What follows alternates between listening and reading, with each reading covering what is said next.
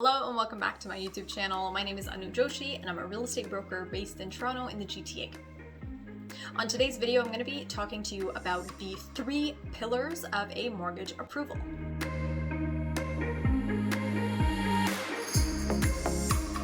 Unless you're purchasing your house outright with cash, most of us are gonna need a mortgage approval when we get into the market to purchase our homes. Whether it's a principal residence or an investment property, either or, we're gonna be looking at some sort of financing where a lender is involved to give us a mortgage.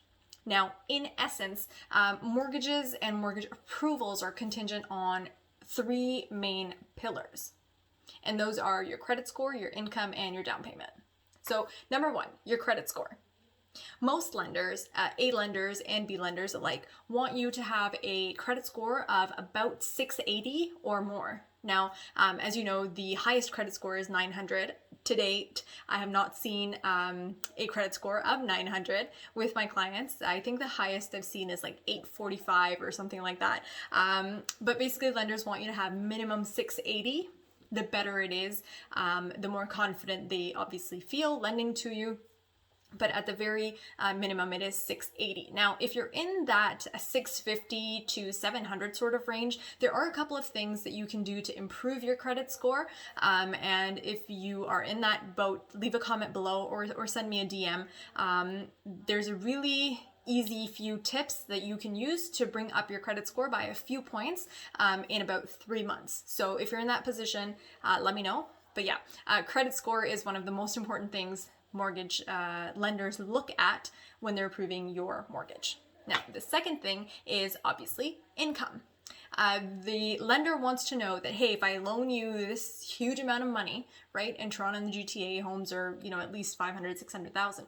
If I loan you this huge amount of money, are you going to be able to pay it back? So income is very, very important. Now, income has to do with whether you're full-time salaried or you're self-employed or you have your own business, whatever it may be. Income is considered in different ways by different lenders. So the right thing for you to do is reach out to me or your mortgage broker and understand how your income in your particular role would be counted by the lender, right? Because back in the day, we used to have, okay, you have a job, it's done. Now, with our new way of working, there's so many different types of work, whether it's contract, whether it's freelance. We are in a gig economy, right? There's a ton of IT professionals that get paid and compensated really, really well. But at the end of the day, they don't actually have a job, right? They're all freelance.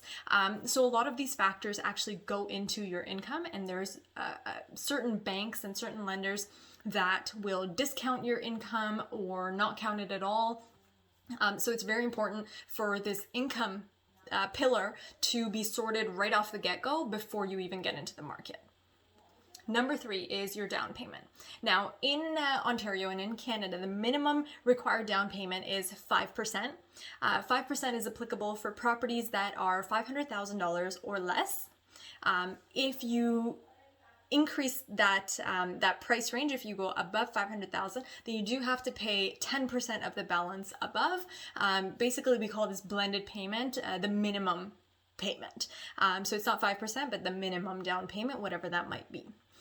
This is quite important, especially when we get into, your credit and your income and your TDS and GDS ratios. And on the mortgage side, they're very, very close. Having an extra down payment, like instead of 5% putting 10% or instead of 5 putting 15%, may actually help bring your ratios in check. And that might mean the difference between an approval and a mortgage rejection. So those were the 3 pillars of a mortgage application. Obviously, lenders and mortgage brokers take a lot more into account, but basically your credit score, your income, and your down payment are 3 of the most important things that go into your mortgage application. If you have any other questions about mortgages or about real estate here in Toronto or the GTA, feel free to reach out to me, Anu Joshi. You can reach me at Anu Joshi Realty on all social media channels, or leave a comment below with all of your questions and feedback, and I will get back to you. Thank you so much for watching and have a fantastic day.